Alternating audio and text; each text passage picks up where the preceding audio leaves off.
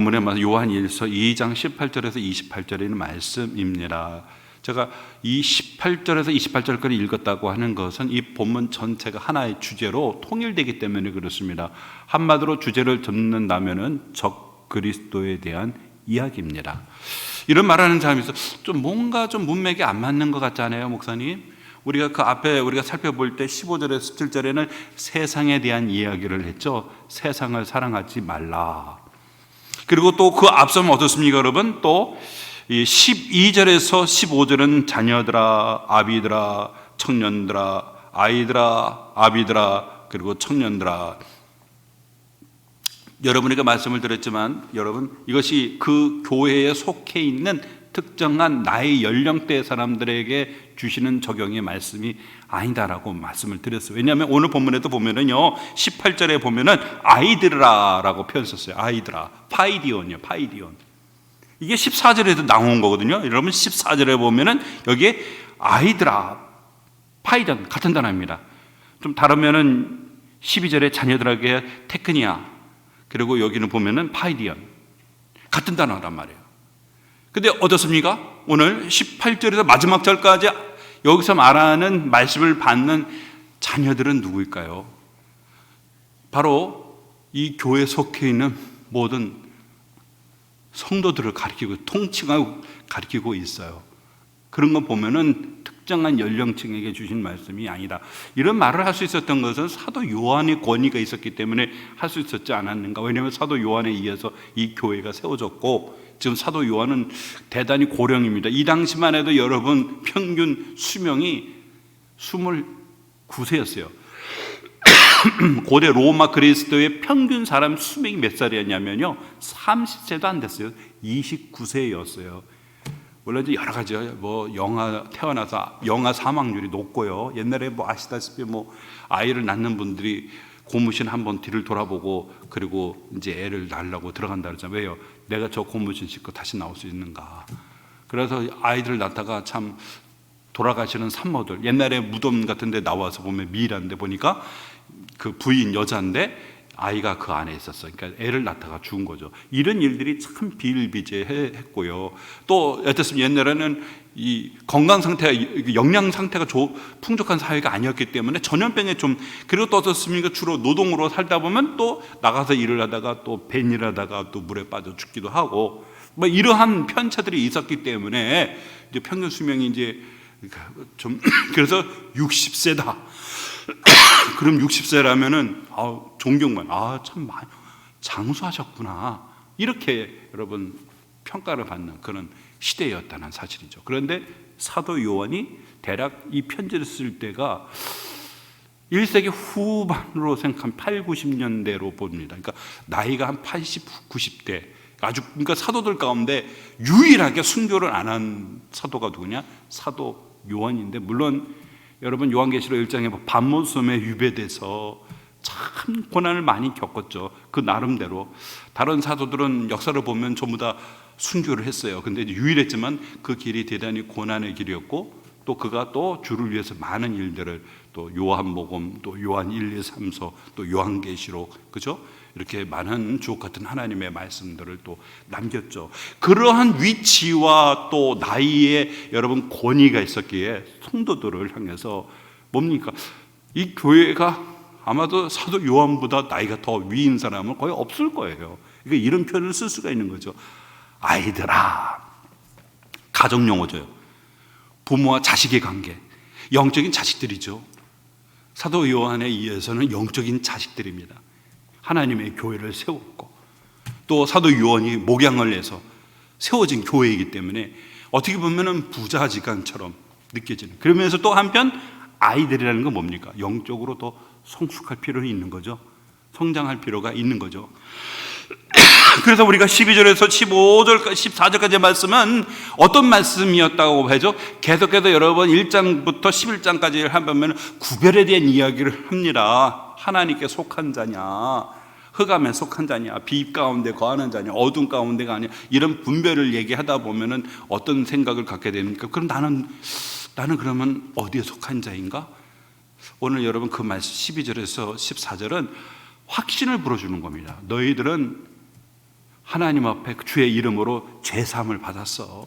그리고 너희는 처음부터 태초부터 그분을 너희들은 영적으로 교제하고 알고 있는 사이야. 그리고 악한 자와 싸워서 이겼다. 여러분, 악한 자예요. 이 교회 안에서 이단들의 광풍이 한번 콱 불었잖아요.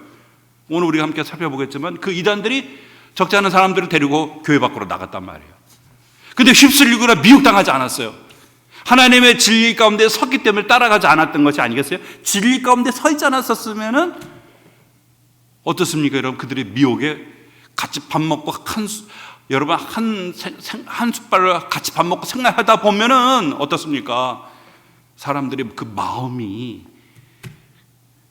함께 동할 수가 있는 거잖아요. 그런데 따라가지 않았다는 거예요. 남았다는 거예요. 그래서 사도 요한은 이 점을 크게 쳐서 뭐라고 말하죠? 바로 악한 자를 이겼다. 그렇게 13절에 말하고 또 14절에 보면 너희 안에 거하시며 너희가 흉악한 자를 이겼다. 악한 자와 흉악한 자가 누굽니까? 바로 이 적그리스도들, 예수를 그리스도를 부인하는, 육체로 오심을 부인하는 이 자들에게 미혹당하지 않은 그 자체가 승리한 겁니다. 승리한 거죠. 그래서 너희들은 하나님께 속한 자야. 염려하지 마라. 자기들은 나가서 우리가 바로 진정한, 우리가 하나님과 영적으로 교제하는, 우리가 진정한 하나님의 백성이야 라고 하면서 나갔지만 그건 다 가짜야. 너희들이 진짜 하나님께 속한 자들이야. 하나님의 백성이야. 이 점을 확신시켜주기 12절 14절의 말씀이고, 그리고 15, 16, 17절에 봅니까? 세상의 것을 사랑하지 말라. 왜 세상의 것을 사랑하지 말라고 말을 하는 걸까요? 그런 하나님의 백성이 이 세상에 휩쓸려가지고 육신의 정욕과 안목의 정욕과 이생의 자랑 가운데에 기웃거리다 보면은 어떻습니까? 우리가 신앙의 정체성을 잃어버릴 수가 있다는 거예요. 영적으로 빼앗길 수가 있다는 사실이에요. 그리고 또 하나는 뭐냐면 오늘 우리가 함께 살펴보면하고 연관이 됐는데 그 말이 뭐냐면 세상 자꾸 기웃거리고 육신의 정욕, 안목의 정욕, 이 세상의 자랑이라고 하는 이 세상에 깊은 관심을 기우다 보면은 영적으로 악한 자에게 미혹당할 수가 있다는 거예요. 왜요? 이 세상은 누가 다스리고 있습니까? 사도 요한이 5장 13절에 뭐라 말했어요? 이 세상은 악한 자에게 처한 고로, 악한 자가 지배하고, 악한 사단이 이 세상을 지배하고 다스리고 통치하고 있어요.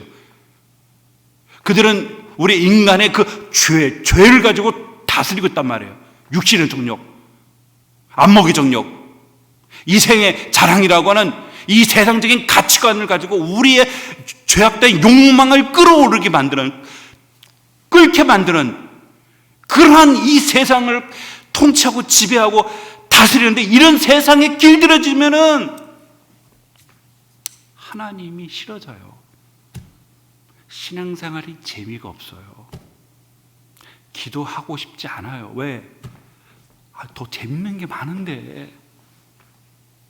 내 마음에 무엇이 지배를 하고 있느냐에 따라서 우리의 인생의 방향과 목적이 달라진다는 겁니다. 그래서 하나님이 싫어하는 거죠. 왜? 아이들이 전에도 예를 들 때 보면은 밥을 먹어야 되는데 밥 먹기 전에 초콜릿 주세요, 사탕 주세요, 라면 먹을래요, 피자 먹을래요. 지혜롭고 아이를 사랑하는 어머니는 그런 거 용납하지 않아요. 그렇죠? 밥 먹고 줄게, 밥 먹고 사탕 줄게, 밥 먹고 초콜릿 줄게. 근데 그런데 길들여 있으면, 아이들이 패스트푸드에 길들여 있거나 그런데 길들여 있으면 영양 불균형이 일어납니다. 그리고 아토피 같은 데 많이 걸리죠. 부모, 어머니가 손수 만드는 그런 재료를 가지고 집에서 밥을 먹어야 건강한데, 밥이 맛있어요? 사실 맛이 없어요. 하지만 되게 자극적이에요. 사탕과 초콜릿은 되게 자극적이에요. 보면은 그냥 혀를 사로잡습니다. 그 중독, 그 단맛에 중독을 빠지잖아요. 근데 그런 음식 자꾸 라면 먹고 피자 먹고 치킨 이런 것만 계속 먹다 보면 몸에 불균형이 생기고 건강을 잃어버린다는 사실이겠죠. 우리 생활도 그렇다는 겁니다. 자꾸 세상 속 기웃거리고 세상에 것을 쫓아가면은 신앙생활에 재미가 없어. 너무 답답한 거예요. 눈 감고 보이지 않는 대장에 나 혼자 그냥 독백하는 것 같고, 예? 여러분 감옥 중에서 제일 힘든 감옥이 독방이라잖아요. 독방. 내 신앙생활이 독방에서 신앙생활을 한 것 같아요. 교통이 없는 거죠. 벽을 대고 그냥 나 혼자 하는 것 같고, 예배 자체가 싫어지고, 찬양도 싫어지고, 기도도 싫어지고, 그러다 보면서 점점 세상으로 흘러가다가 보면 신앙생활에 이제 손을 놓게 되는 거죠. 그래서 이 세상의 것을 사랑해서는 안 되는 것은 이 세상에 사단이 통째로 지배하고 다스리고 있고, 도처에서 우리의 신앙을 미혹하는 그런 올가미들 덫들이 곳곳에 도처 있단 말이에요. 그래서 세상의 것들을 사랑해서는 안 된다라는 말을 하면서 오늘 18절에 적그리스도에게 미혹당하기 때문에 그렇다는 거예요. 오늘 여러분 이 말씀 사도 요한이 정말 이 성도들에게 말해주고자 하는 핵심된 말씀이 사실 18절에서 28절입니다. 사실은. 왜요? 이 교회에 편지를 쓰게 된 게 뭡니까? 이 교회에다 편지를 쓰게 된 거는 이 적그리스도가 이 교회를 완전히 도태기 시작 만들어 놨잖아요. 혼란하게 만들어 놔가지고 많은 적지 않은 영혼들을 파산케 해가지고 그들을 데리고 자기만의 공동체를 만들었지 않습니까? 그런 분열의 아픔 속에 있는 그들을 위로하고 격려하고 신앙으로 바르게 세워줘야 될 책임이 있기 때문에 사도 요한이 이 편지를 쓴 거잖아요. 그래서 세상에 기웃거리지 말란 뜻이에요. 자꾸 세상에 기웃거리고 육신의 안목의 정력, 육신의 정력, 이 세상의 자랑, 세상적인 가치관에, 세상적인 재미에, 세상적인 즐거움에 우리가 글로 들어가면은 어느 순간 나도 모르는 사이에 사단이 깔아놓은 덫을, 올가미를 덥석 불 수가 있다는 사실입니다. 오늘 18절을 보십시오. 아이들아, 지금은 마지막 때라. 적그리스도가 오리라는 말을 너희가 들은 것과 같이 지금도 많은 적그리스도가 일어났으니 그러므로 우리 마지막 때인 줄을 아노라 그랬어요. 적그리스도가 지금 등장했다. 근데 적그리스도가 등장했다는 말은 뭐냐? 지금 마지막 때가 가까웠다라는 거. 마지막 때가 가까웠다 그래요. 사실 이 적그리스도에 대한 이야기는 사도 요한이 참 많이 씁니다. 적그리스도를 사도 요한이 요한 1, 2, 3서를 합쳐서 5번 등장합니다. 오늘 본문에도 보면은 이 적그리스도라는 이 표현을 여러 번 사용하고 있고요. 총 합치면 한 5번 정도 등장합니다. 그런데 이 적그리스도를 제일 먼저 이야기한 분이 누구입니까? 적그리스도를 제일 먼저 얘기한 분은 예수님이 먼저 말씀하셨죠. 예수님께서 예루살렘의 성전을 바라보면서 뭡니까? 그 돌 하나도 돌 위에 남지 않고 다 무너진다는 멸망을 예언하면서 마지막 종말에 대한 이야기를 하시죠. 그때 주님이 경고하시는데 뭡니까? 바로 적그리스도. 그리스도가 여기 있다 저기 있다 하더라도 결단코 쫓아가지 마라. 그러니까 마지막 때가 되면은 이 적그리스도가 도처에서 사단이 이 적그리스도를 통해서 도처에서 사람들의 영혼을 미혹한다는 거예요. 그때가 어떤 때냐? 이 마지막 때, 또 다른 말로 이 마지막이라는 표현이 종말의 때가 왔다는 뜻입니다. 이게 종말의 때가. 적그리스도는 말은 무슨 뜻이죠? 안티크리스토스라는 헬라 단어, 안티라는 것은 그리스도를 대적하는 자는 거예요. 그리스도를 대적하는 거예요. 여기서 그리스도, 안티크리스토스 쓸 때 웬만하면은 특정한 대상을 가리킬 때는 정관사를 쓰거든요. 호호란 정관사 쓰는데 정관사가 없어요. 그는 뭐냐면 어떤 특별한 하나의 대상이 아니라 일반적인 개념이에요. 일반적인 거. 그러니까 충분히 우리들의 삶 주변에서 그리스도를 대적하는 자는 다 적그리스도라는 거예요. 적그리스도. 대항하고 대적한다. 그런데 이 적그리스도는요, 어떤 방식으로 대적을 하냐면 가장을 한다는 거예요. 그리스도라고 가장을 한다는 겁니다. 가장을. 사람을 속이는 거예요. 내가 그리스도라고. 예수님도 말씀하셨잖아요. 여기 그리스도가 있다, 저기 그리스도 있다. 미혹하지 마, 미혹당한 조심하라고 경고하셨잖아요. 내가 그리스도다 하면서. 나는 빛의 자녀다. 나는 광명의 자녀다. 이런 식으로 가장을 합니다. 가장. 존 메가더 목사님이 이제 얼마 전에 돌아가셨을 때인데 그분이 설교 가운데 이런 말씀하셨어요.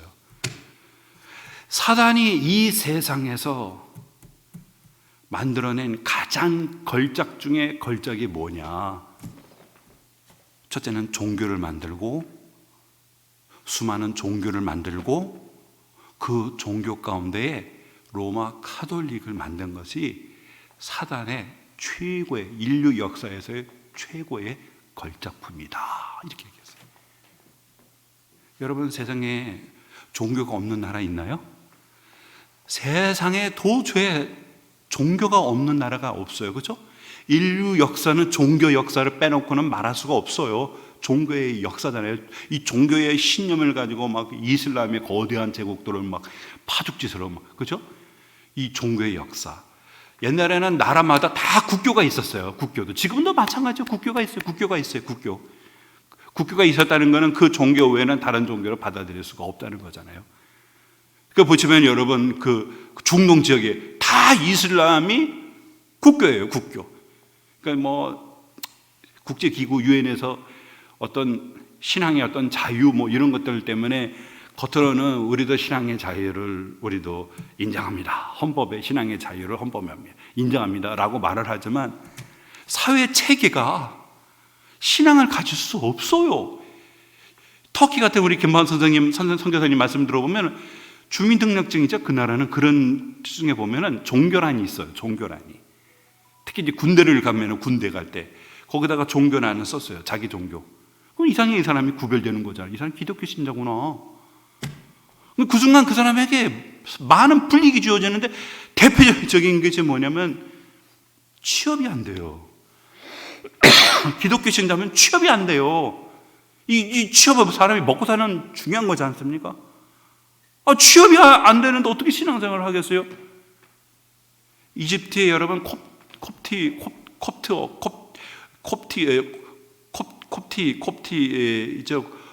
이집트의 오래된 조금 우리랑 좀 다른 결이 있지만 그래도 기독교의 맥을 갖고 이 콥트 신자들이 있어요. 콥트 신자들. 이 사람들은요 이집트에서 사회에서 적잖게 20% 정도 됩니다. 근데 이 사람들은 차별을 받아요. 거주 이전에 많은 제약이 있어요. 그러니까 빈민층은 누구냐 다 콥트 신자예요. 콥트 신자.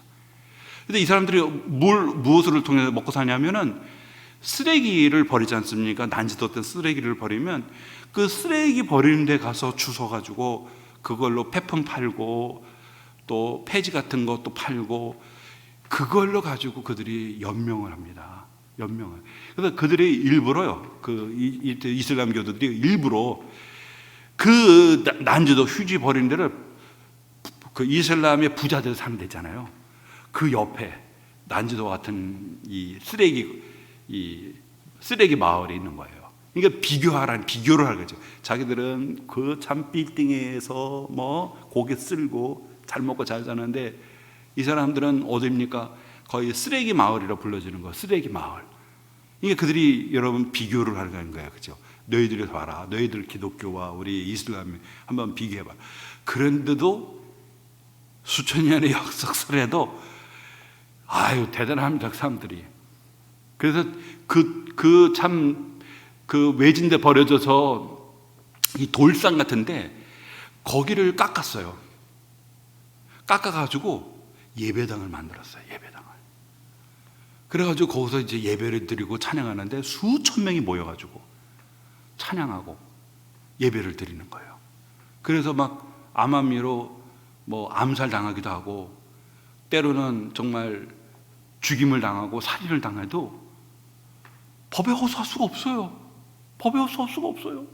그러니까 차별과 극심한 가난, 그런 가난 속에서도 사람들이 나누는 거예요. 자기가 갖고 있는 조그만 거지만 그걸 나누면서도 그래도 적잖게 20% 정도가 신앙을 유지하고 있는 그런 어려움들이 있다는 거죠. 있다는 거예요. 그런 차별들이 있다는 거죠.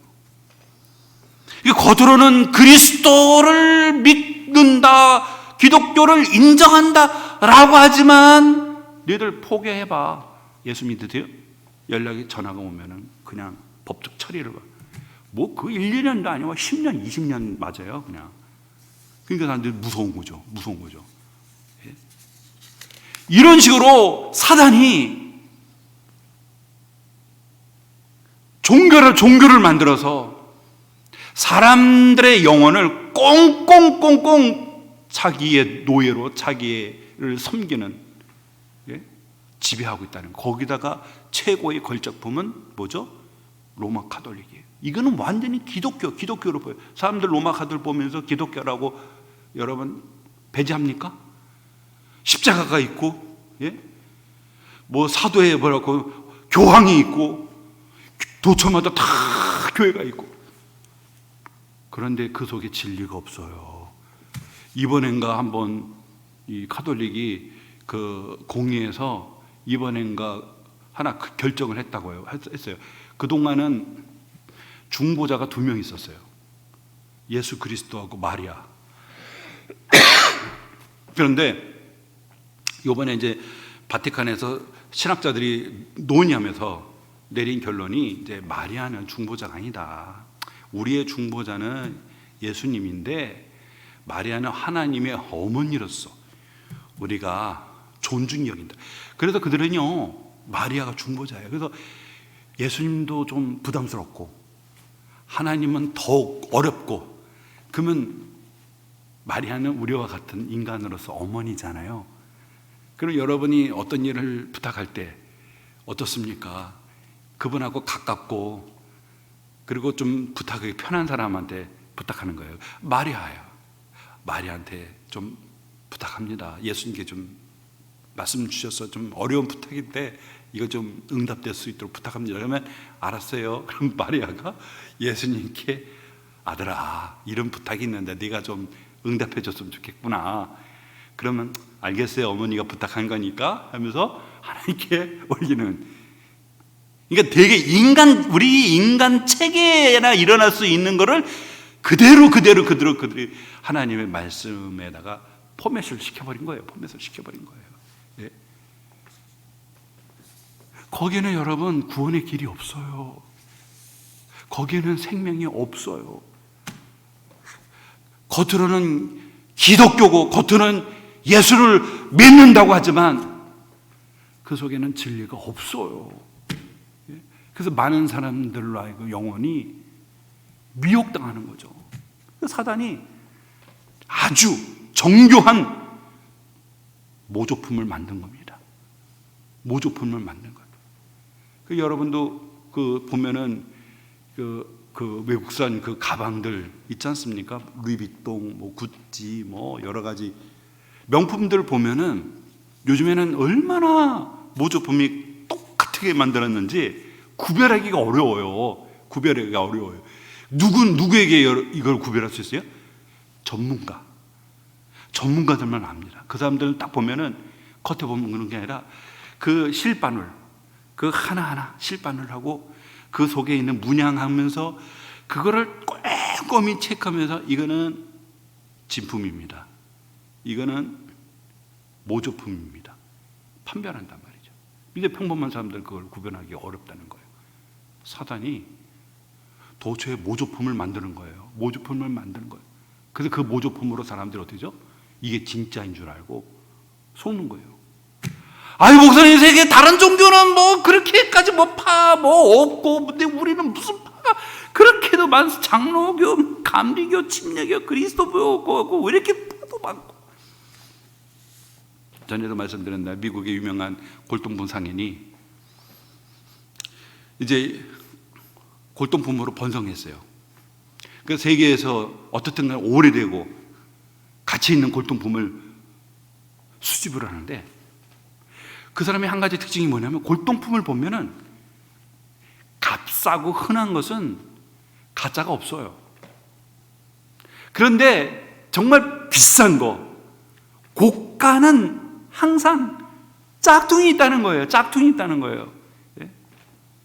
자기 일을 보거나 그림을 봐도 가장 비싼 거는 그렇게 모조품들이 많다는 겁니다. 그런데 싸구려는 모조품이 없어요. 옛날에 여러분 알다시피 참기름 파동 있었잖아요. 참기름에다가 막 식용유 섞고, 옛날에 참기름 비쌌잖아요.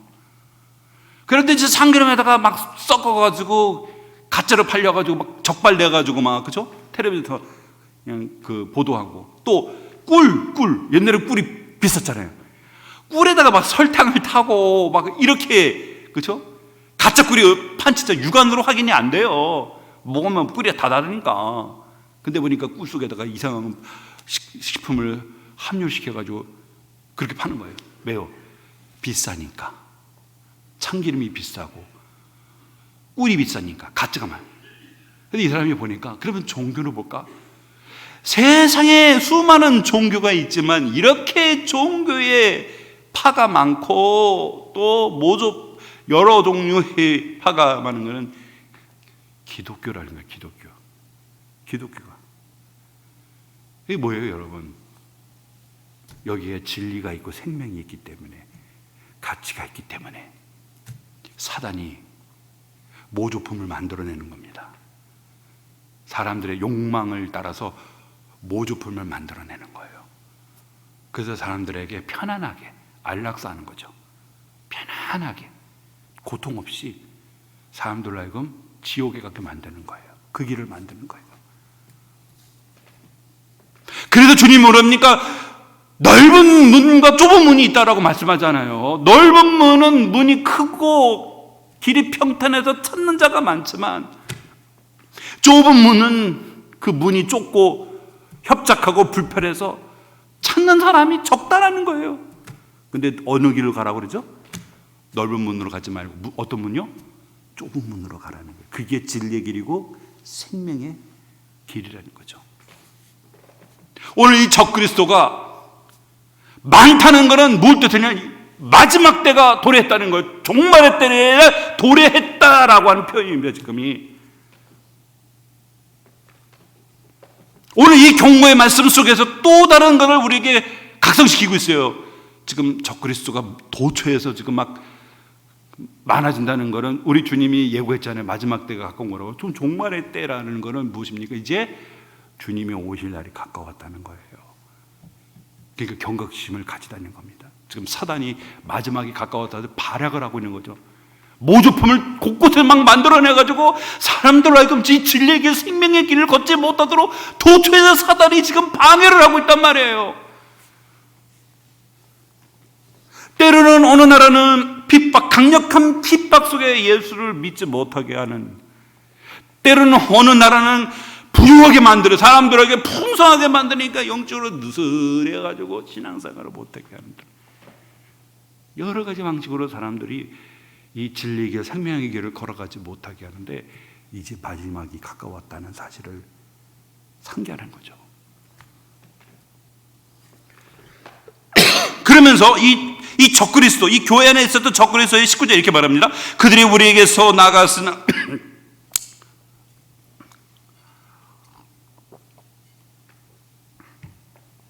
그들이 우리에게서 나갔으나 우리에게 속하지 아니한 날이 만일 우리에게 속하였더라면 우리와 함께 거였으려니와 그들이 나간 것은 다 우리에게 속하지 아니함을 나타내려 함이니라. 오늘 적그리스도에 대한 경고를 하면서 오늘 19절에 보니까 우리라고 하는 요한이 섬기는 이 교회의 공동체로부터 갑자기 나간 사람 얘기를 합니다. 왜 나간 사람을 얘기할까요? 적그리스도를 따라갔기 때문에 교회에서 나갔다는 거예요. 나갔다는 거예요. 만일 그들이 우리에게 속해 예수 그리스도의 몸에 속한 사람이었다면은 나가지는 않았을 거예요. 근데 나갔다라는 것은 그들이 누굽니까? 바로 이 교회에 그리스도에게 속한 사람이 아니었다는 사실이에요. 아니었다는 거예요. 처음에 교회가 세워질 때 사람들이 휩쓸려서 교회 안으로 들어왔어요. 사람들이 교회 안에 들어올 때는 그 사람의 정체성을 잘 모르죠. 우리는 사람의 그 품성은 겪어봐야 하는 게 아닙니까? 우리는 초면으로 사람을 다 볼 수가 없어요. 그런데 같이 겪어보면은 그 사람의 성품을 알 수 있고, 생각을 알 수 있고, 가치관을 알 수 있고. 같이 교회 안에서 믿음 생활을 했는데 태생적으로 볼 때 이 사람은 교회에 속한 사람이 아니었어요. 누구에게 속한 사람이었어요? 어둠에 속했고 사단에게 속한 사람들이었죠. 그래서 그들이 어때요? 그들이 나간 겁니다. 왜 나갔을까요? 빛과 함께 할 수가 없어요. 어둠은 빛과 함께 할 수 없단 말이에요. 불편하단 말이에요. 교회는 하나님은 빛이라, 하나님은 섬기는 공동체인데 어둠에 속해 있다 보니 빛 가운데 있는 공동체가 어색하고 불편하고 안 맞는 거예요. 안 맞는 거예요.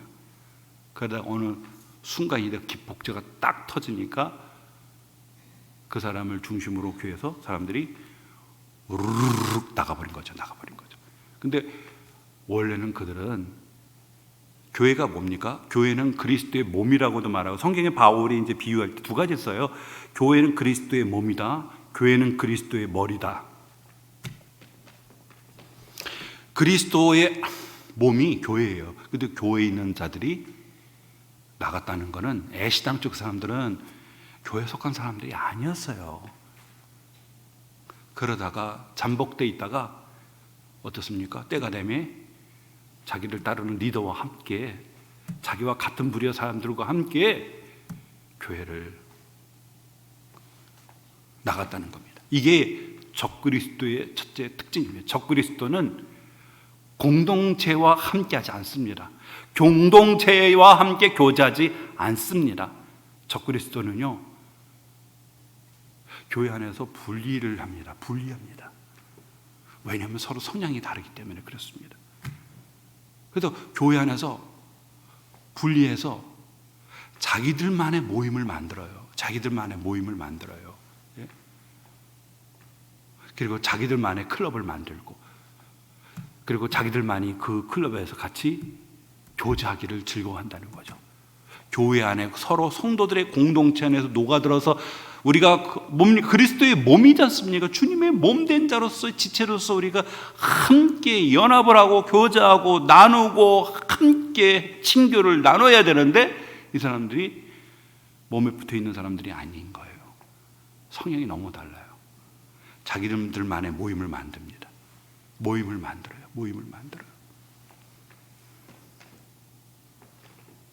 20절입니다.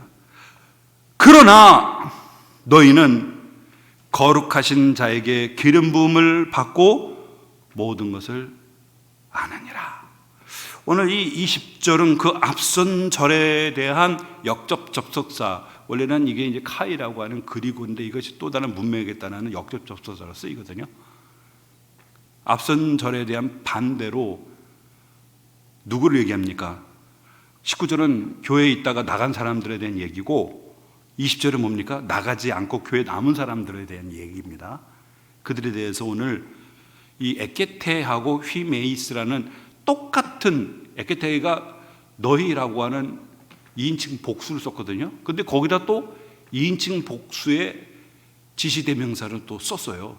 두 번 강조하는 거예요. 그러니까 뭐죠? 너희는 이렇게 강조한 겁니다. 너희는 그들과 함께 떠나지 않고 교회 안에 남아있는 바로 너희는 누구인가?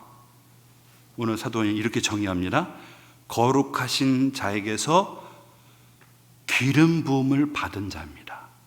거룩하신 자에게서 기름 부음을 받고, 그래서 어떻게죠? 모든 것을 안다.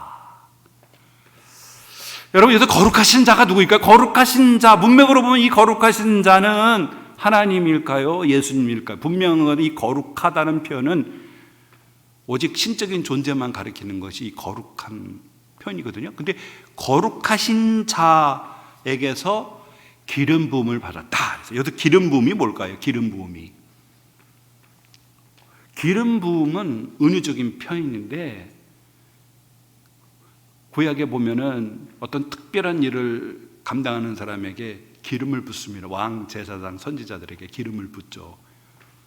근데 이 기름을 붓는다 할 때 항상 교호적으로 서로 바꿔서 표현되는 게 뭐냐면 하나님의 영입니다. 하나님의 영이에요. 하나님의 영. 그래서 이제 이 표현을 가지고 여러분 이 중세 때 상당한 논란이 좀 있었어요. 이 표현을 가지고 동서교회가 나눠지는 시발점의 역할도 했습니다. 뭐냐면 지금 여러분 알다시피 서방교회가 있고 동방교회가 있잖아요. 러시아나 이런 쪽은 동방교회, 정교회라고 부르기도 하고. 근데 우크라이나도 참 안타까워요.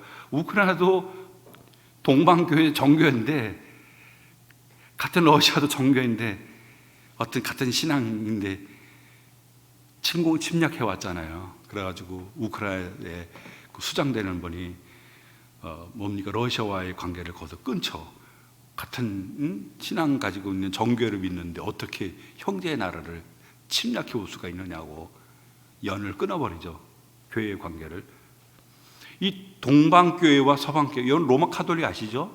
로마 카톨릭이 이제 서방교회고 동방교회 정교회라고 말하는데 이게 결정적으로 나눠지게 된 거는 성령이 누구로부터 보냄을 받느냐는 거예요. 누구로부터 보냄을 받는가?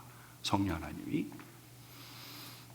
서방교회는 성령 하나님은 하나님 아버지 그리고 예수 그리스도에게서 나온다 이렇게 얘기했어요. 오늘 본문도 그거 얘기하고 있고요. 사도행전 2장에 이제 오순절 성령 강림도 주와 그리스도가 하나님 보호자 우편에서 성령 하나님을 받아서 그분이 너희들에게 오순절날 성령을 그분이 보내주셨다 이렇게 얘기잖아요. 그렇죠? 근데 보면은 누구에게 받아서요? 하나님께로 또 받아서 예수님이 보내주셨다 이렇게 얘기했잖아요. 그래서 서방교회는 성령 하나님을 하나님 아버지와 예수 그리스도, 무슨 순서로 말한다면 하나님 아버지께서 성령을 보내시는데 그 성령을 예수님께 맡기고 예수님이 정권을 가져서 예수님이 그러니까 결국 뭡니까? 성령 하나님은 하나님 아버지와 예수 그리스도로부터 나오는 거죠. 그런데 동방정교회는 그게 하나님으로부터 나온다. 하나님도 나온다. 이런 이해, 라틴어의 알파벳 하나, 점 찍는 그 하나, 이옷 그거 하나 가지고 논란이 이제 벌어졌었는데, 이제 물론 이제 그 배후에는 정치적인 거죠. 정치적인 게 더 컸어요, 사실은요. 이제 서방교회가 조금 실수를 했어요. 또 무시를 했고요. 자기들이 무슨 으뜸이라고 막 그러면서 너희들도 우리 밑으로 와 이런 식으로 하니까 동방정교회가 좀 그래도 자기네들은 옛날 콘스탄틴 황제가 기독교를 공인하면서 수도를 로마로부터 어디로 옮겼어요? 터키에 있는 이스탄불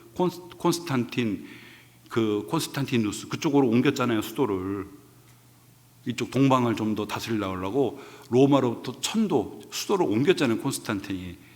그래서 그때부터 어떻게죠? 이 터키 그쪽이 이제 로마 제국의 핵심부로 자리매김하게 된 거죠. 그래도 뭡니까? 천년제국인데 천년제국이고 로마는 망했지 않습니까? 오도아케르라고 하는 용병이 이해해가지고 게르만족에서 나중에 서로마는 먼저 망했는데 동방은 그래도 계속 유지가 됐잖아요. 계속 황제도 있고. 근데 이제 자존심 싸움이죠, 교회. 결국은 이제 그렇게 이제 분열되는 것이지만, 그러나 중요한 거는 성령 하나님은 누가 보내는 거죠? 하나님 아버지로부터 나오고 예수님께로 오고 예수님이 보내시는 걸로. 그래서 오늘 본문에 기름 부음 받은 사람은 성령으로 생각한다면 거룩하신 자가 누구일까요? 예수 그리스도로 볼 수 있는 거죠. 예수 그리스도 더 가깝다고 볼 수 있어요. 그래서 거룩하신 자 예수 그리스도에게서 기름 부음을 뭡니까? 바로 성령 하나님이 보냄을 받아서 우리가 그 성령 하나님으로부터 기름 부음을 받았다는 거예요, 우리가. 그리고 그 기름 부음에서 성령 하나님이 우리 가운데 거하고 계시다는 사실이에요.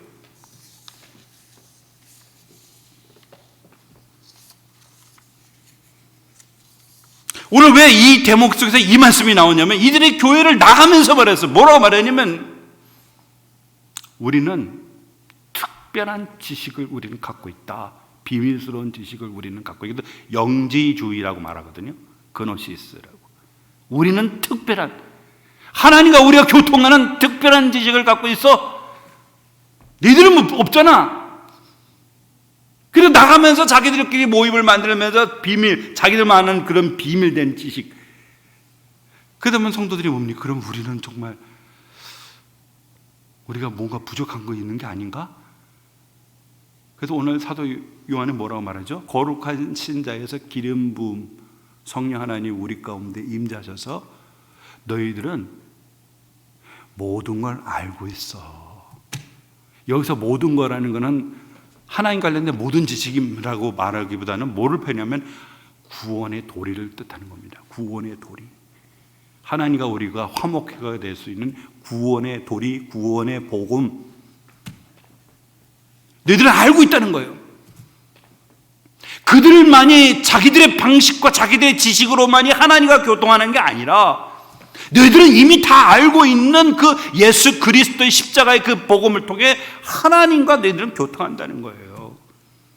그래서 더 이상 그들의 가르침은 필요 없다는 거예요. 그래서 오늘 이렇게 보십시오. 21절에 내가 너희에게 쓰는 것은 너희가 진리를 알지 못하기 때문이 아니라 알기 때문이요 또 모든 거짓은 진리에서 나지 않기 때문이라는 거예요. 내가 너희들에게 쓰는 것은 모르기 때문에 쓰는 거야. 너희는 이미 다 알고 있어. 구원의 도리를 알고 있어. 복음을 알고 있어. 하나님과 교통하는 방법을 알고 있어. 그들만이 갖고 있는 하나님과 교통교제하는 게 아니라 너희들은 이미 알고 있다는 사실을 알려주기 위해서 이 편지를 내가 쓴 거다는 거예요. 그들이 와서 이상한 말을 하거나 너희들 몰라. 하나님과 교통하고 교제. 우리는 날마다 하나님과 교통 교제한다. 우리는 그 비법을 알고 있어. 알고 싶으면은 수요일 날 저녁 7시에 우리 집으로 와. 교회로 가려다가 주사랑교회로 가려다가 그래? 한국 아파트로 갈까? 그래서 그 길로 빠지면은 그들과 같이 그 길로 가는 거예요. 예? 전에 새가족을 운영했을 때 우리 교회 말고 다른 전에 교회 있을 때 제가 새가족 양육부를 이끌고 있었어요. 교회에서 새로운 사람은 제가 다 7주 교육을 시켰어요. 그런데 사람들이 많이 오다 보니까 교사 수가 안 맞는 거예요. 그래서 보류를 시켰어요. 죄송합니다. 좀만 좀 기다려 주십시오. 가르칠 선생님이 좀 부족하니까 조금 있으면은 이게 바로 제가 연락드리겠습니다. 그러다가 한 3개월이 지나서 겨우 선생님이 나서 연락했어요. 오세요. 근데 이분이 그 3개월 사이에 저기 구원파에가 빠진 거예요. 구원파에 가서 가르침을 받은 거예요. 이분이 아파트 그 상가 그 강동구의 상가에서 그 옷가게 하시는 분이었거든요. 그러더니 제가 신방을 갔더니 눈이 저를 바라보는 눈빛이 좀 달라요. 얼굴 눈빛이 동자가 검은 동자가 그런 거 있지 않습니까? 눈을 보면은 뭔가 이분이 제 느낌일 수 있어요. 주관적인 거니까 눈이 까만 동자가 이상하게 더 커요. 근데 이분은 얼굴 표정을 되게 밝은 표정으로 목사님 저 구원 받았어요 이러는 거예요. 너무너무 기뻐요. 옆에서 성경책을 두고 항상 보니까 저도 아유 그래요 축하합니다 확신. 그러더니 그분이 말씀하신 걸 구원파 교리를 저 앞에서 진술하는 거예요. 그러면서 나만이 아니라 많은 사람들도 나처럼 구원을 받았으면 좋겠다고 그러면서 무려 3시간을 이분하고 대화를 했는데 결국은 뭐냐 깊이 빠졌어요. 안 돼요. 안 돼요. 그들의 교리가 완전히 가스라이팅이 돼버렸고 안 되는 거예요. 그러니까 자기들만이 그 진리를 알고 있다는 거예요. 그리고 이곳에 와서 가르침을 받아야 진정한 중생과 거듭남의 비밀을 깨달을 수 있겠다 이렇게 얘기합니다. 오늘 사도 요한은 아니다. 내가 지금 너희들에게 이 편지를 쓰는 목적이 뭐냐? 너희들은 더 이상 그 비밀스러운 지식, 진리 배울 필요 없어. 너희들은 이미 갖고 있어.